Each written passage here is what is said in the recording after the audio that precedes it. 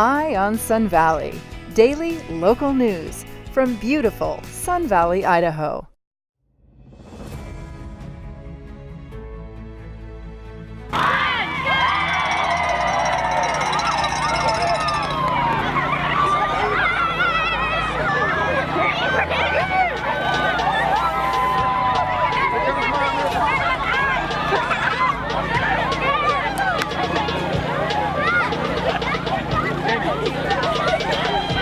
Windy City Arts is the way to go. Supporting girls on the run is how we flow. Achieving good health and lifting self-esteem.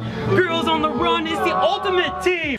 We're here with Carolina, Giselle, and Araceli, and they're about to run in Girls on the Run. Araceli, have you seen any changes in your daughter as she's participated in this program? Yeah, it made her a lot more just outgoing, and she's been, I think the program has helped her just find out who she is and be empowered by the program. So I'm here just to support her and support everyone from Girls on the Run. We're here with the Wood River St. Luke's team. How are you ladies feeling today? Woo! We're feeling fired up. Have you guys been talking about this event for a while? For a couple of weeks, we were getting fired up. Everybody's supporting our community by doing this. And how do you feel about supporting Girls on the Run in particular? We are fond of the organization because we want to empower our community to be healthy through movement. And do any of you have kids that participate in the program? Yes. And what kind of effect did it have on them? Positive outcome, just a sense of belonging to a group and empowering each other. Joining me is Daisy Buxton. She is one of the youth board members of Girls on the Run. Hi, Daisy. Hi, Jody. How are you? I'm doing good. So you're a hockey player and a soccer player. What is it about Girls on the Run that propelled you to becoming involved with the organization? Well, I really like the mission. It's just to help younger kids get active and involved. Growing up, you've been around athletic girls, but what is it like watching girls who might not have had the chance to participate in athletics become more confident in themselves and what they're doing? Yeah, I think that's really important just because, there's a lot of girls, especially at my school, who have body image problems or confidence problems, and I think that this it starts here where they need to grow that confidence and develop that to become stronger people in general. Jules Grimm and her daughters Emma and Brooklyn. Jules, how did you get involved in Girls on the Run? I just heard about it on Facebook, and they asked me if my daughter wanted to do it, and I'm a big runner, so I thought it would be a great program, and so I put her in it, and then I wanted to do it with her, so then I started coaching too. And how long ago was that? Last year. So I did it last year and this year. And what's the experience been like for your girls and you being part of this program? It's been amazing. This is a fantastic program. Not just helping them know who they are and what they can accomplish, but just being able to do it with them and create good experiences with each other. I'd like to have your daughters be able to accomplish something like this and be right there by their side while they do it. It's wonderful to be able to do it with them. I'm super proud of them. They work so hard, and just being there to motivate them to keep trying and to keep going. And then I think that they feel really proud of themselves being able to accomplish something like this. And I think it's important to mention you guys come up from the Magic Valley for this, and you're a coach in Twin Falls. So you're really getting that program going in the Magic Valley.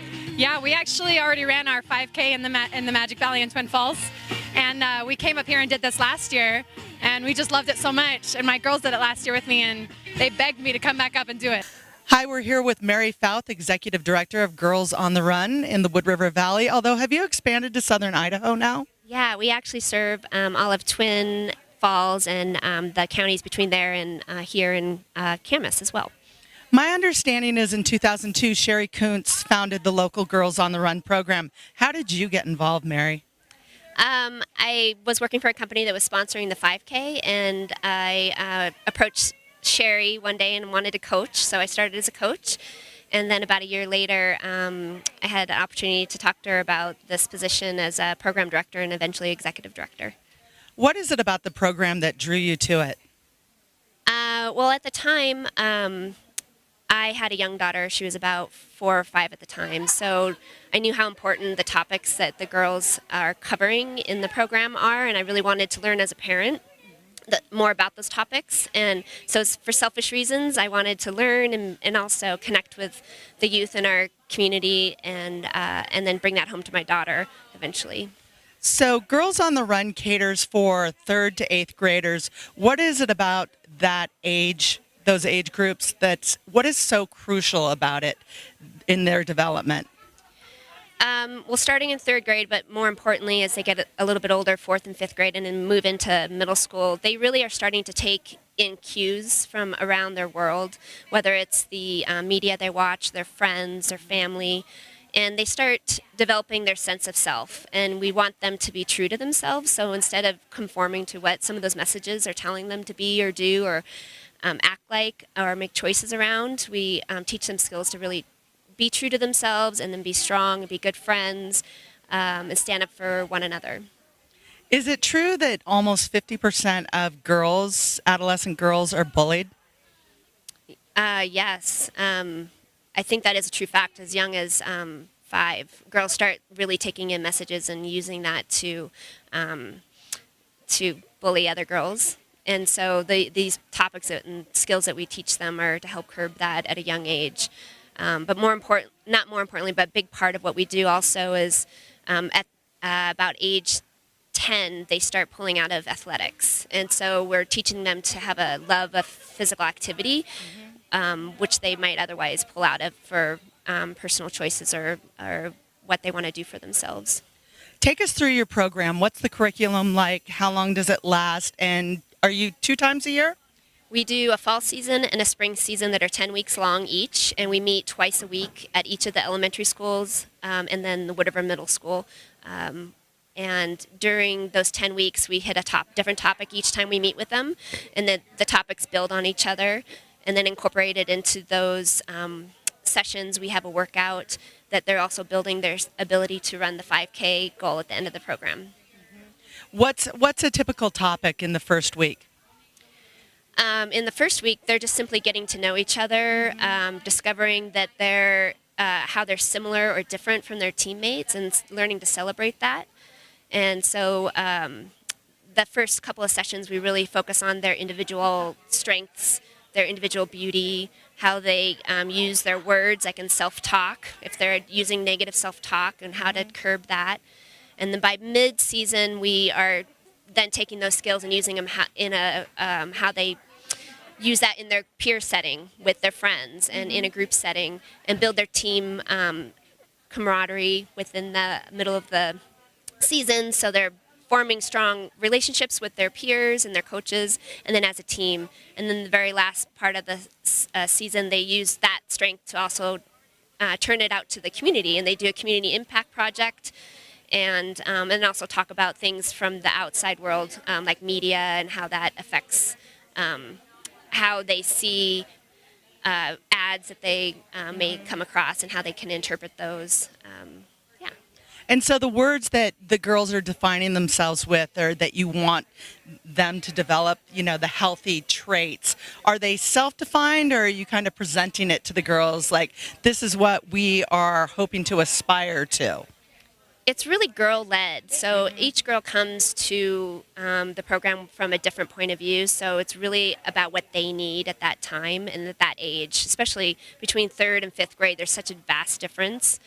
So we set the stage and the structure, but they really can lead the discussion, and we nurture that discussion. How does Girls on the Run define success within each participant? Their personal best. It's all about their personal best.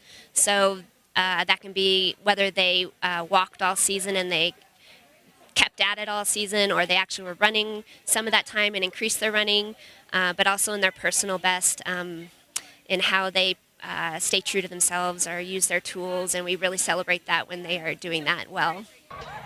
This must be a really exciting part of the season to finally get here and have everybody who's participated in the spring season here. How many people do you expect to be here today?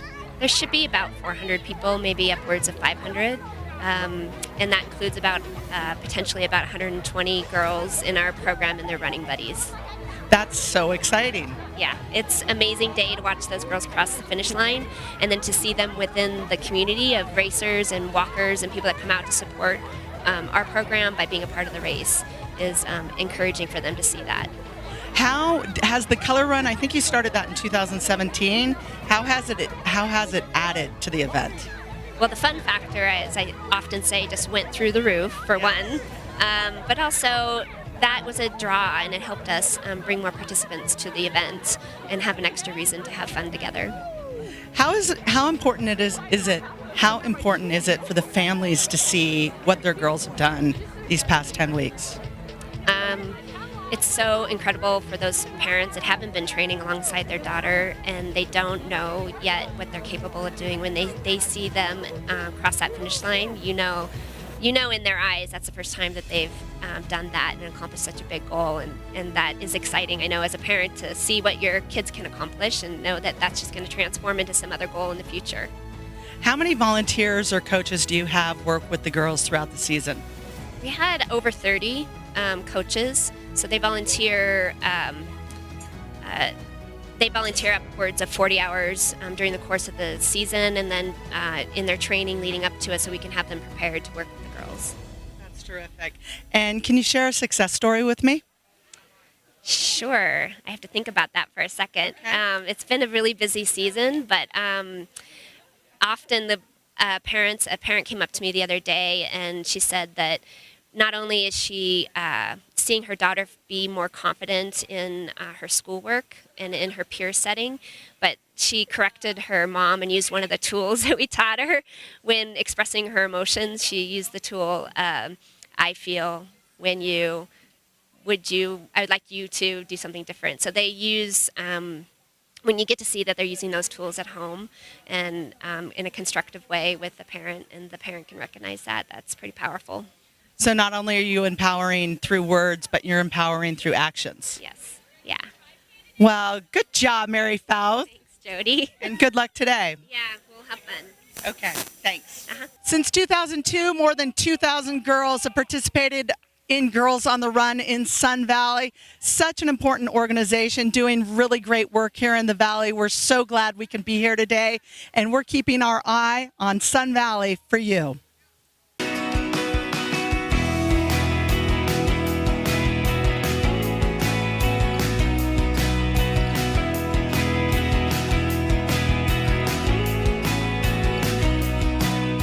Eye on Sun Valley, daily local news from beautiful Sun Valley, Idaho.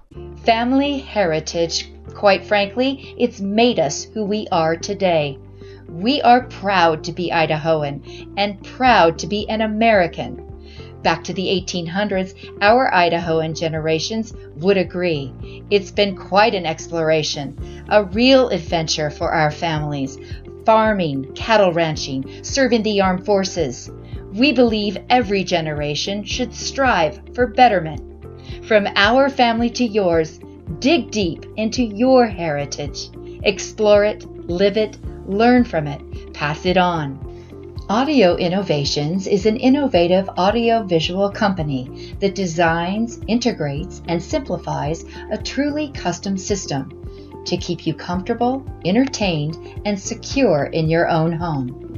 Audio Innovations TJ's Electric offers a variety of services, from phone systems to lighting control systems, HVAC systems, home theater, electrical, audio, and video, drapery systems, and more.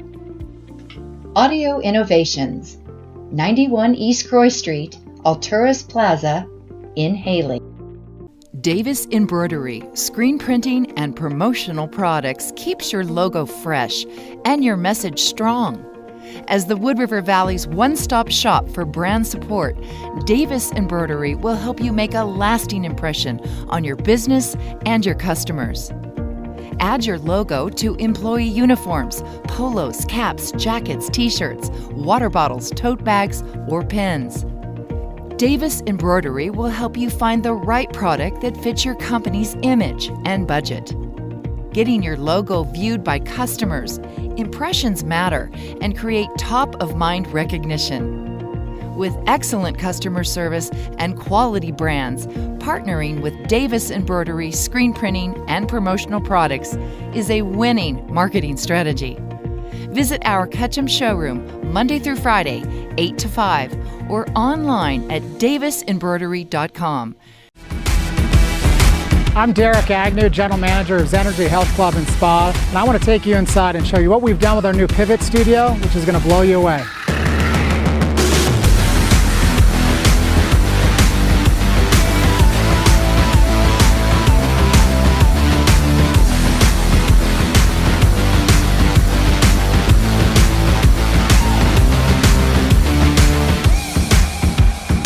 The therapists tell me that Pivot really is the game changer. It fills that final gap that we were missing at Zenergy, things they could not do in our main gym. The recent addition of the Pivot Studio has meant wonders to me as a physical therapist. I can now take care of the most vulnerable post-operative patient, but I can include programming that challenges the most elite athlete.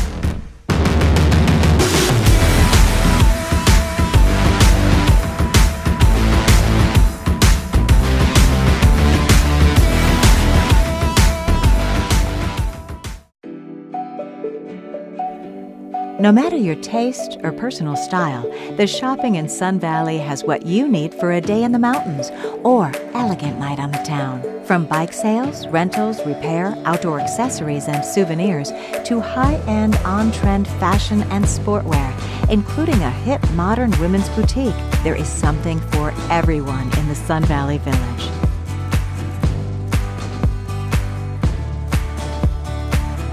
Don't forget about the kids, as stepping foot in the toy store is a dream come true for the little ones. The Sun Valley Village shopping options blend a touch of European style with Main Street USA hospitality, all in a charming mountain town setting.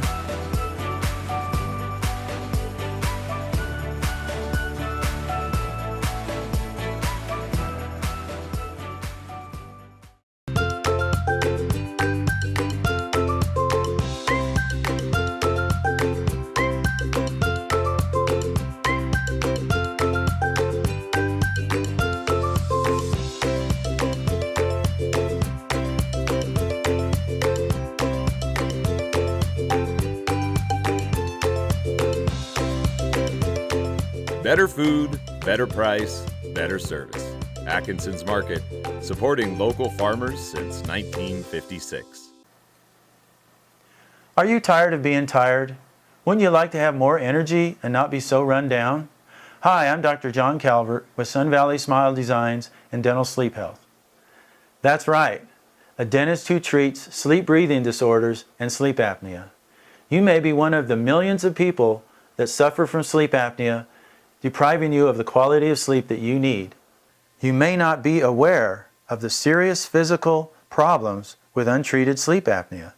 High blood pressure, diabetes, and stroke are just a few. For those of you that have sleep apnea but are just not able to tolerate your CPAP unit, there is help right here in Ketchum. I have over 17 years of advanced training in sleep health, and I can treat your sleep apnea, including annoying snoring, from beginning diagnosis all the way through treatment.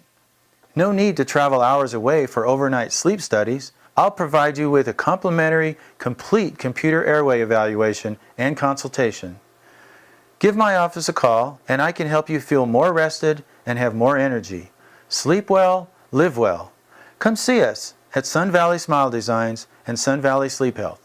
Are you like me and can't stand paying your insurance bill?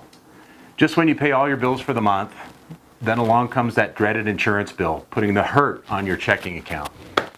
Hello, I'm Mark Balkos, president of Wood River Insurance. That's why Wood River Insurance is an independent insurance agency.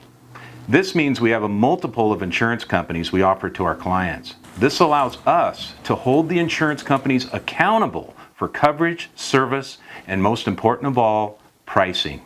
When I started in this business 33 years ago, I only represented one company to my customers. And after a while, I felt as though my hands were tied when trying to be as competitive as I could. As an independent insurance agency, we represent you to the insurance company, not the insurance company to you. This allows Wood River Insurance to be as competitive as possible. So call us today at 208-788-1100 and let Wood River Insurance represent you.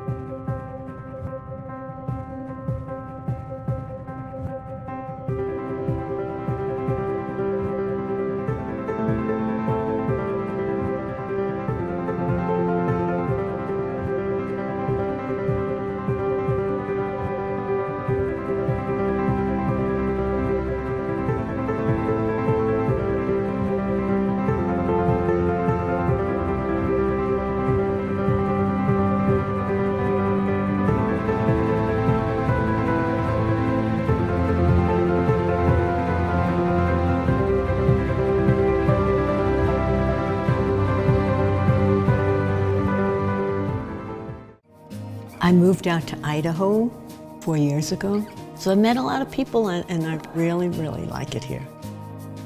In New York, I was always sort of introverted. When I came out here, that no longer was me. I became extroverted because the people here are so friendly and warm. You know, if you don't have something like that that brings you into other people's lives, it takes a long time to get to know people.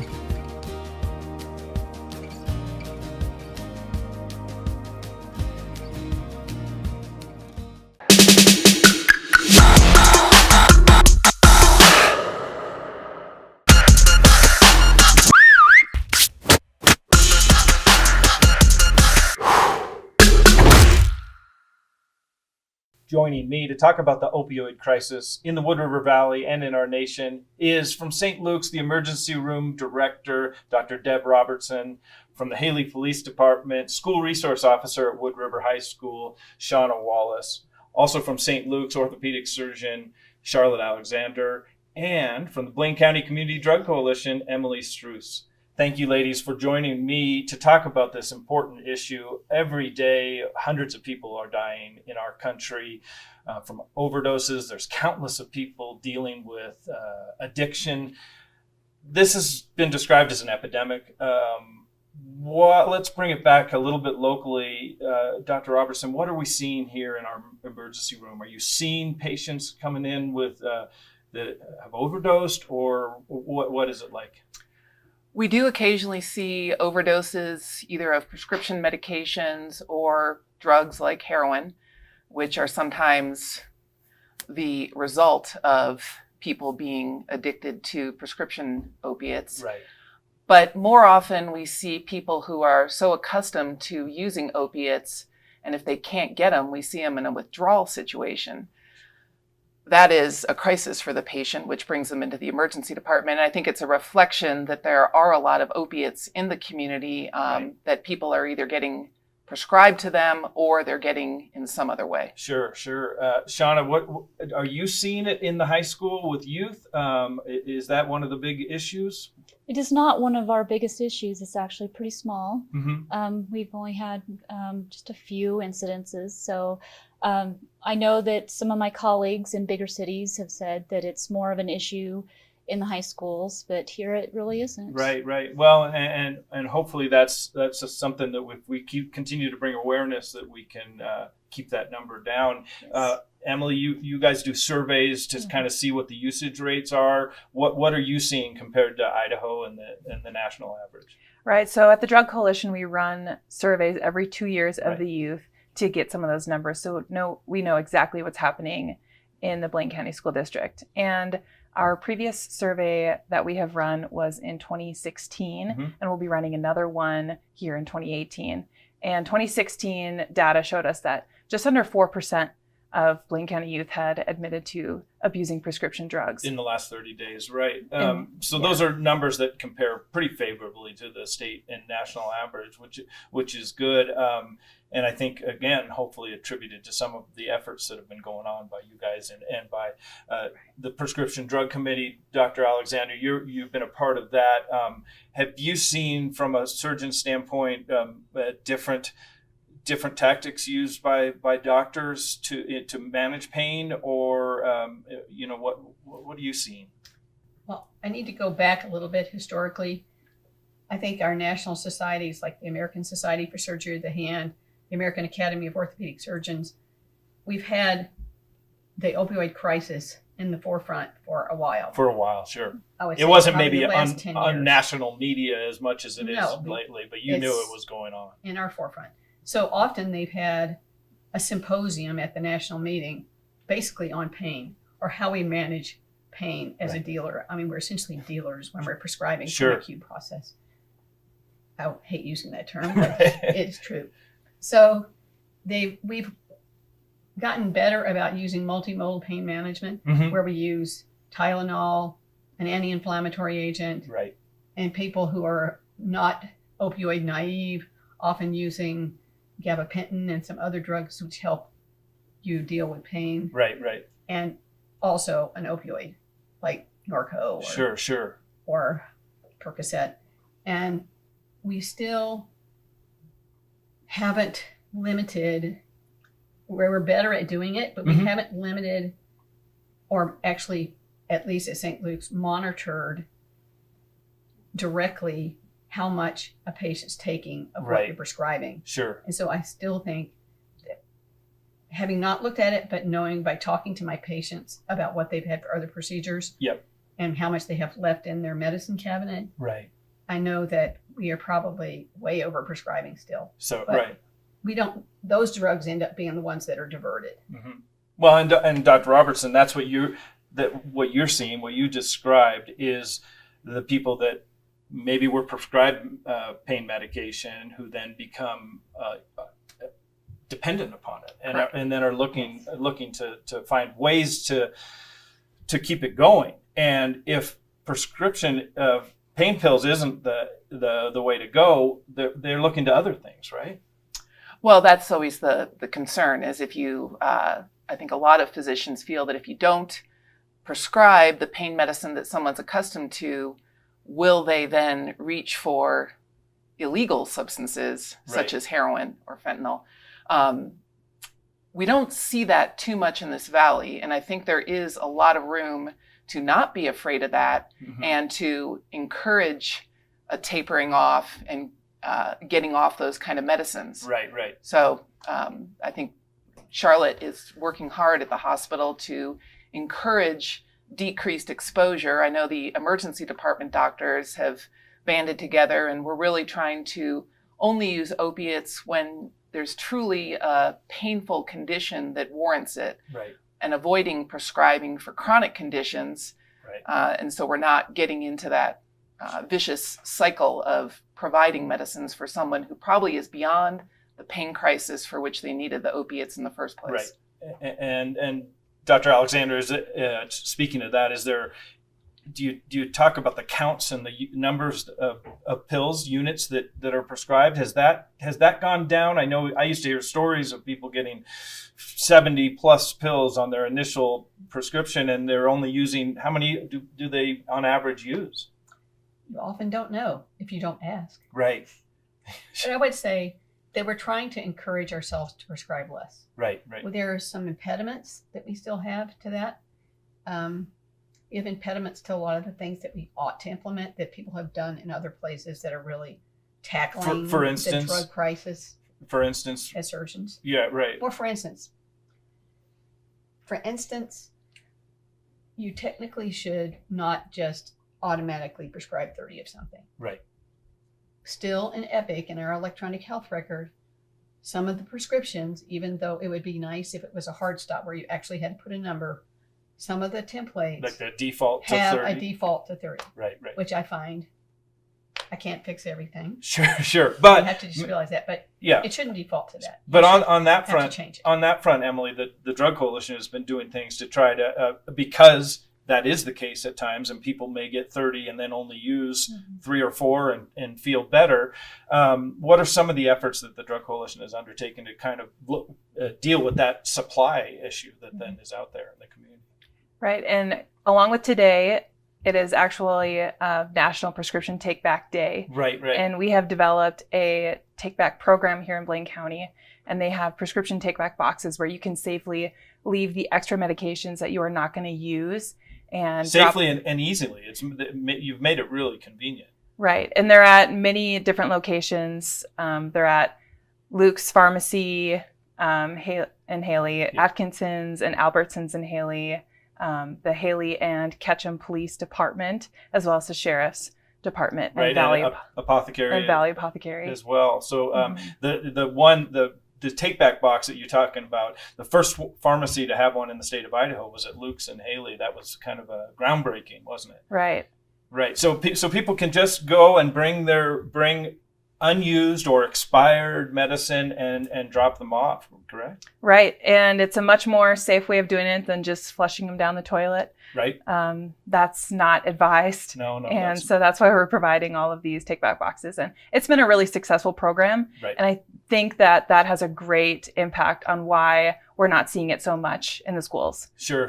And you're also got a program where you're putting brochures into the prescription bags that raise the awareness of the possible side effects with the opioids, right? Right. And Luke's Pharmacy has been amazing with that. And they just automatically, we used to put them in the bags for them, but they have taken on that program and they're automatically doing it. And the other pharmacies are also doing that too. Right. Great.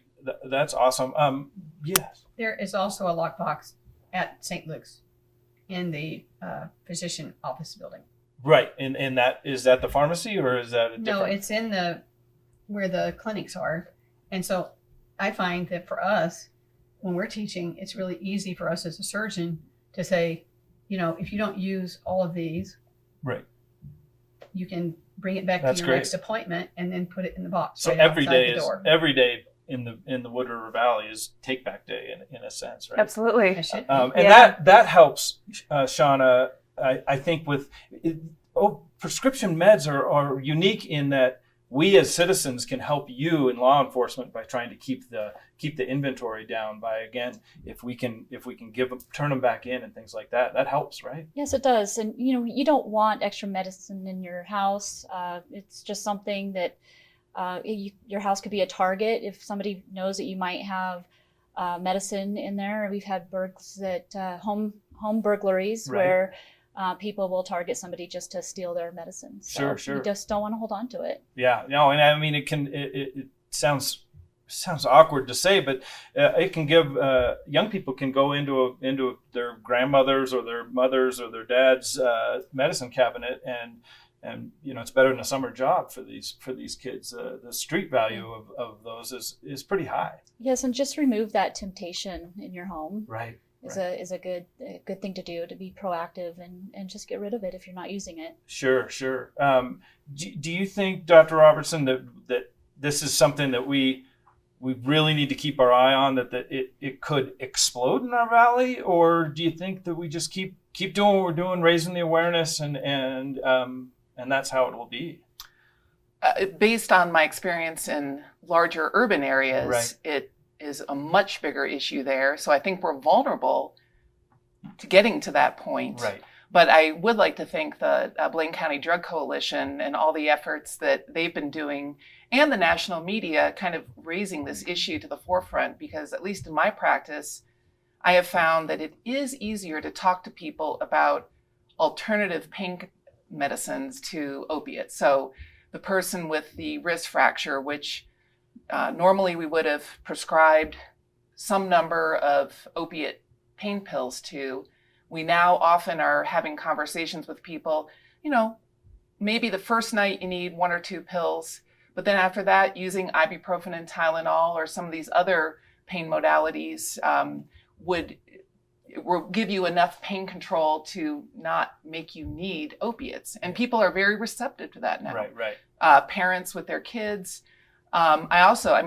People are like, no, I already have a prescription of opiates in my medicine cabinet. I don't need any more. And then that leads us to talk about, you should get rid of those and not have them sitting in your medicine cabinet so that a grandchild or a child can come discover those and experiment. Yeah. Well, so people are more receptive thanks to the works. Right.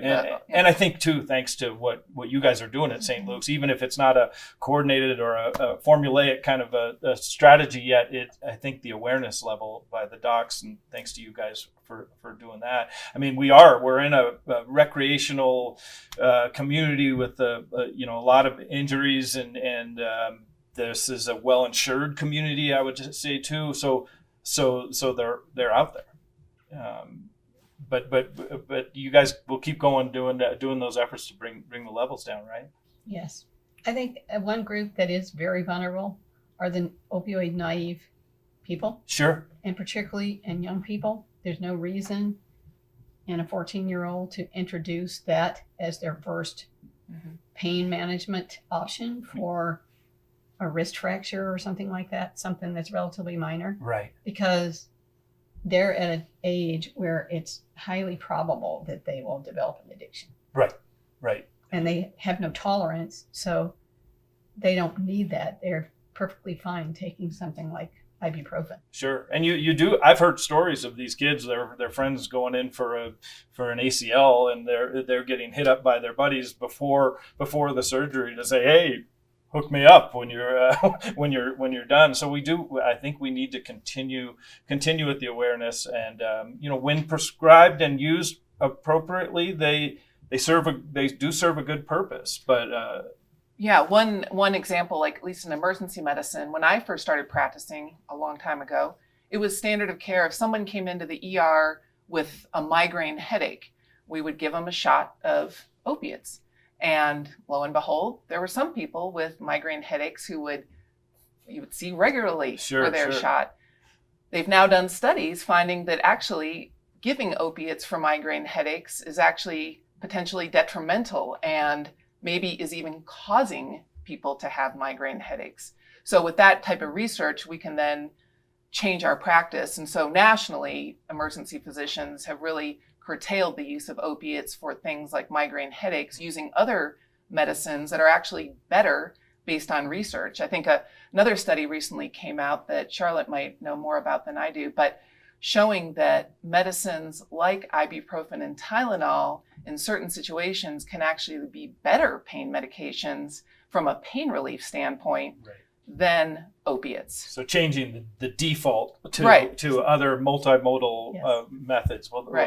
Well, that's great. And I think culturally, I don't know, I can't speak to other countries, but certainly in the United States, we are using opioids still far outpacing everyone else.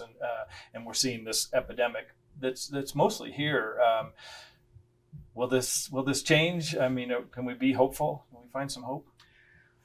I think there's hope. I mean, a lot of states are taking this issue on tackling it on their own. I think there's about 25 states or so that are now limiting how many pills a physician can prescribe, which has its drawbacks too. There are people who really do need a lot of pain medication. Certain kinds of cancer, very painful. They need a large amount of pain medication to be comfortable.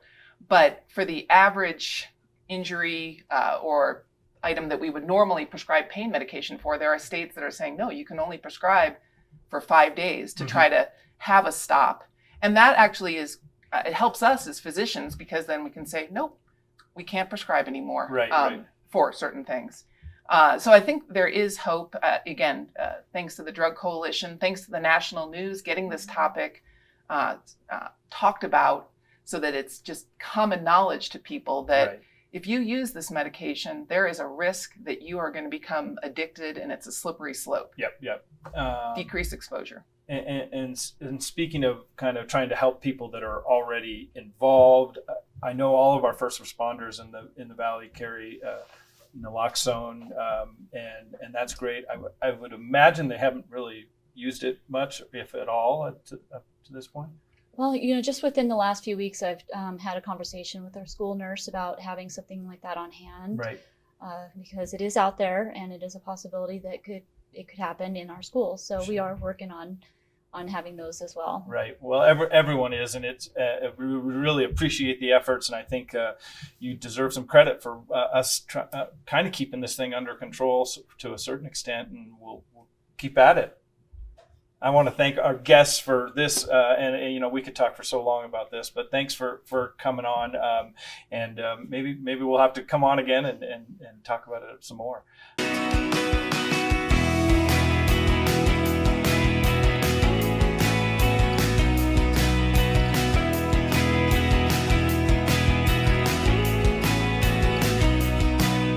Eye on Sun Valley, daily local news from beautiful Sun Valley, Idaho. Hi, I'm Anita Northwood. I live here in the Sun Valley area, and I have been inspired to create Silver Creek Assisted Living for your family. I'm inspired by my family, and we hope you will all come and take a tour of this place and understand that this is the place where your loved one should be. This is what brings us all joy and what we're the best at. Your family is our family, so come join us. Silver Creek Living is a wonderful place. It's not just about compassionate senior care. It is the best place for you to bring your loved one. We provide a beautiful environment where your family is our family. We have great food, fun activities, lots of entertainment. You can socialize with their peers, bring your family, and yet feel that you're in a beautiful, safe environment, while you can still have fun while knowing that you're well taken care of with the best of care. This could be the next best chapter in your family member's life. La Cabanita Mex, dubbed by the locals as authentic, tasty Mexican food and drinks with a festive atmosphere. And a pretty darn good sports bar too. Big screens all over. La Cabanita prides itself on their Authentica Cocina Mexicana.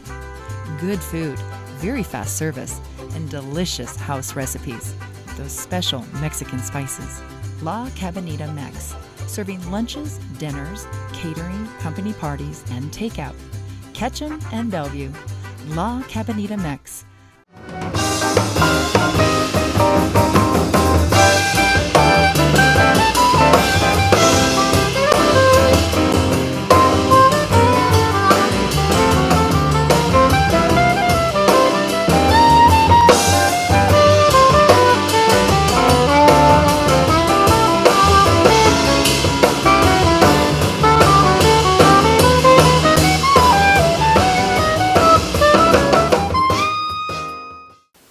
I remember going to the doctor when I was a kid. He knew me, I knew him. It was really simple. And then medicine changed with more expensive labs, medications, bigger clinics, and not enough time to explain it all.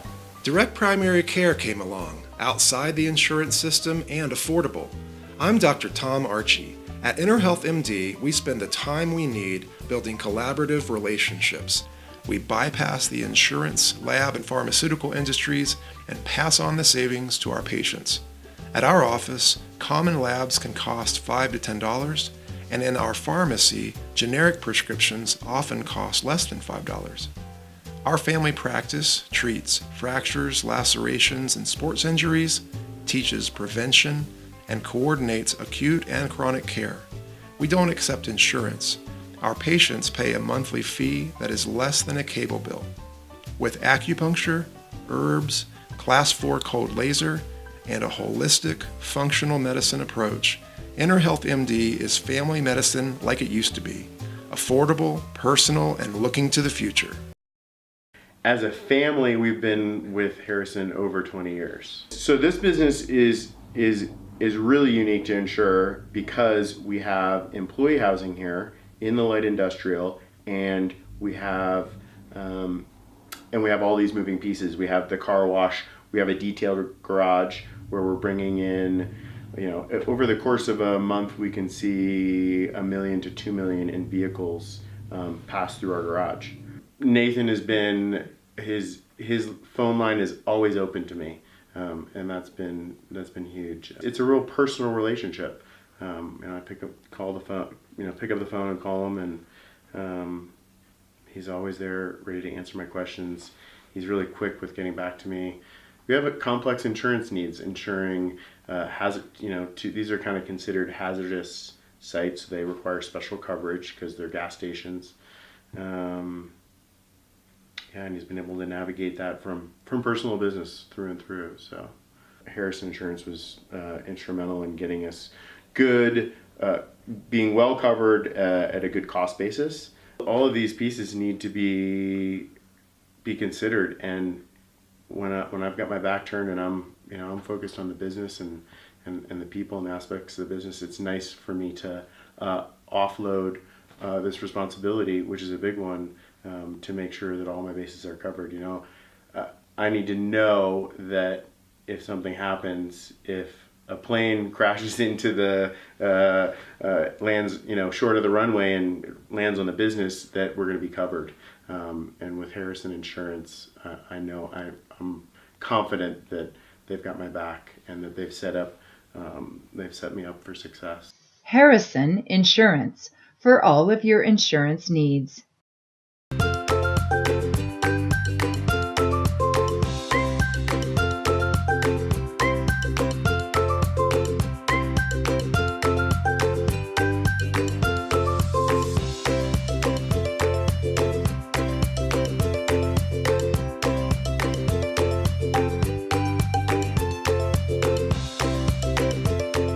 Better food, better price, better service. Atkinson's Market, supporting local farmers since 1956. Sterling Urgent Care is now open at 507 South Main Street in Haley.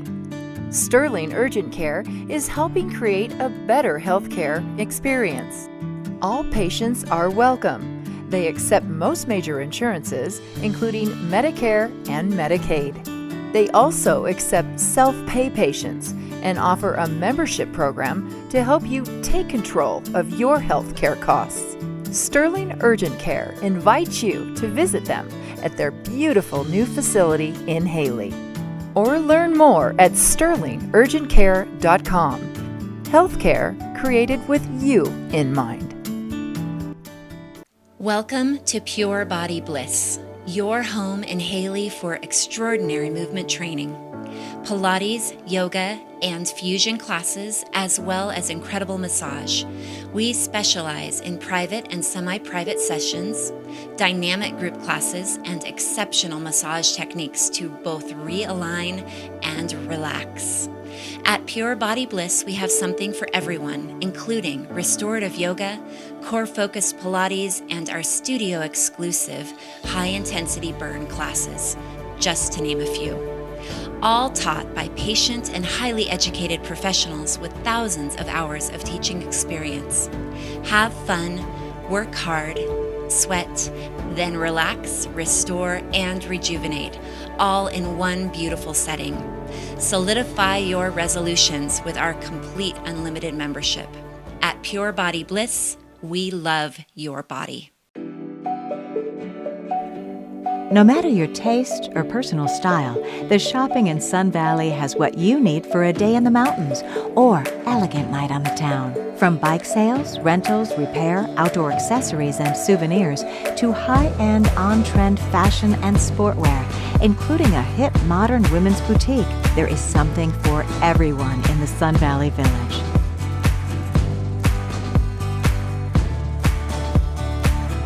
Don't forget about the kids, as stepping foot in the toy store is a dream come true for the little ones.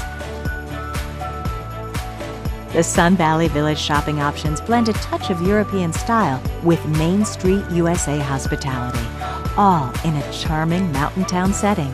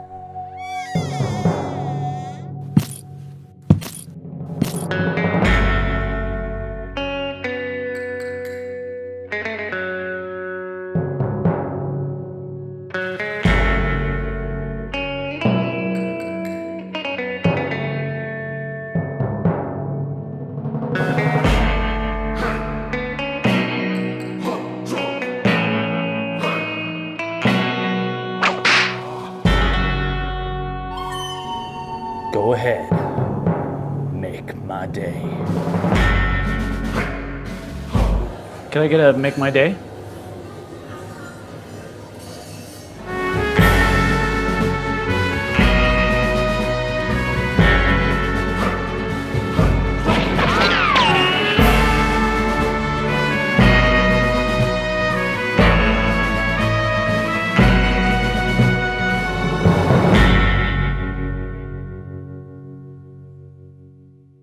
My name is Keith Perry, and my wife Paula and I are the owners of Perry's Restaurant, operating here since 1985, and we've grown to become a local institution here. We make almost everything from scratch, including all our muffins, our cookies, our salad dressings. Everything is made to order. Perry's is open daily at 7 a.m., serving hearty breakfasts and made-to-order sandwiches, salads, soups, and premium beer and wine. You can watch a movie in that thing.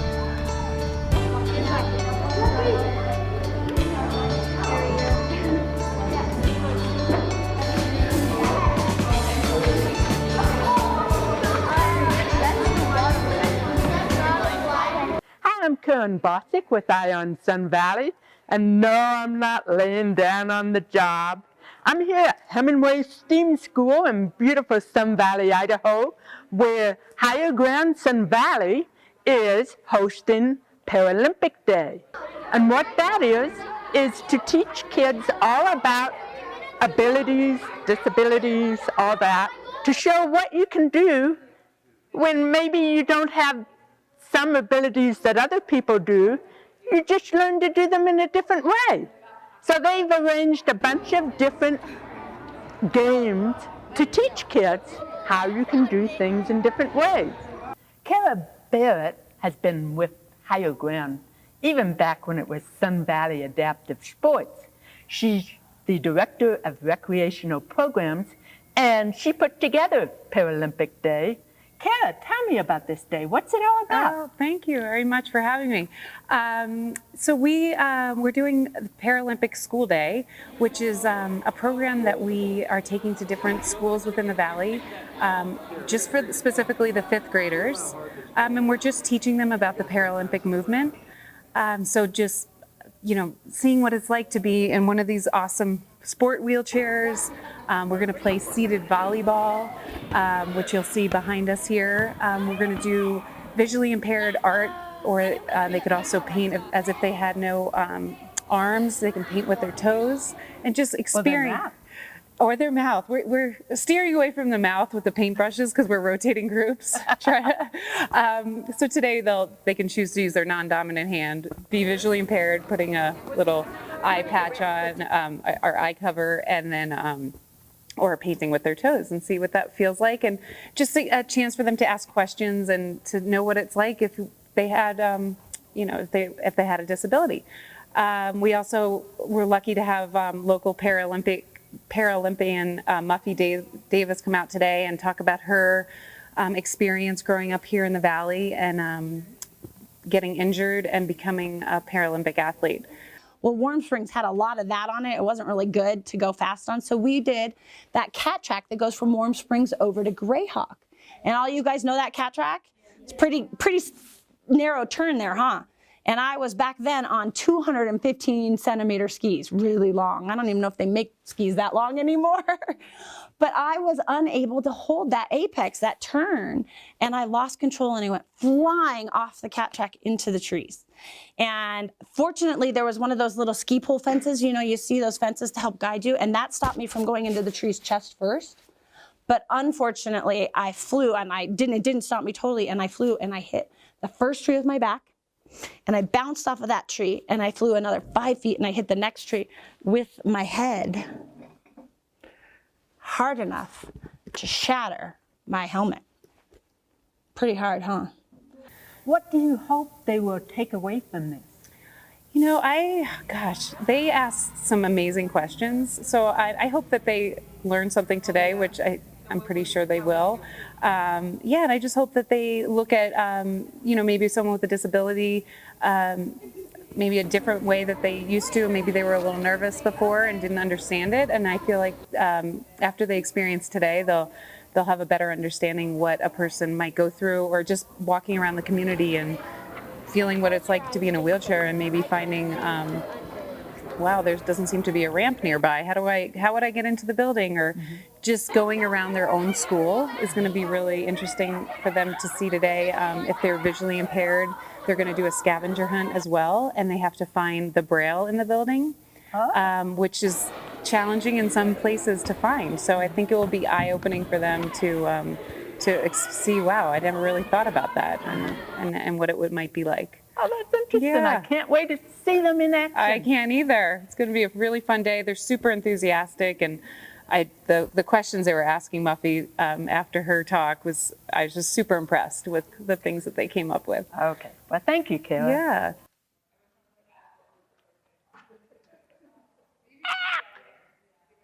I hope you enjoyed our peek at Higher Ground's Paralympic Day. I'm Karen Bossick with Eye on Sun Valley. Until next time, I'm keeping my eye on Sun Valley for you.